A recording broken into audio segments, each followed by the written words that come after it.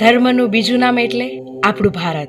ધર્મ, દાન, પુણ્ય, હોમ અને યજ્ઞ આ બધાનો સમન્વય એટલે આપણું ભારત. પરંતુ કળિયુગની અંદર આ બધું છૂટતું જતું હોય ને એવું લાગે છે.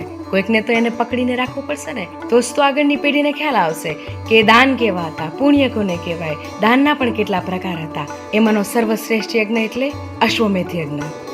અશ્વમેધ નામ સાંભળીએ ને એટલે આપણને રામાયણ યાદ આવે કે આ બધું તો ભાઈ રામાયણ કાળમાં થતું. પરંતુ આ બધાની વચ્ચે આપણી પાસે છે એક ખુશીના સમાચાર. રિધમસ ફાઉન્ડેશન દ્વારા આયોજિત આ અશ્વમેધ યજ્ઞ 5555 યજ્ઞકુંડ સાથે થવાનો છે, જે એક વિશ્વ વિક્રમ બનીને રહેશે. તો આવો સૌ સનાતન પ્રેમીઓ પોતાના રાષ્ટ્ર, કુટુંબ અને સમાજના કલ્યાણ માટે પોતાનો યજ્ઞકુંડ બુક કરાવો. અને એ પણ આપણા જામનગરની પવિત્ર ધરા પર મહાયજ્ઞનું આયોજન દેશના પ્રખ્યાત કથાકાર દ્વારા શ્રીમદ ભાગવત ગીતાનું રસપાન પણ કરવામાં આવશે. અને વૈદિક મંત્રોચ્ચારથી ગુંજી ઉઠશે આપણું જામનગર. તો આવો સૌ સનાતન પ્રેમીઓ મળીએ 2026 ફેબ્રુઆરી ગુજરાત જામનગર. જય શ્રી કૃષ્ણ.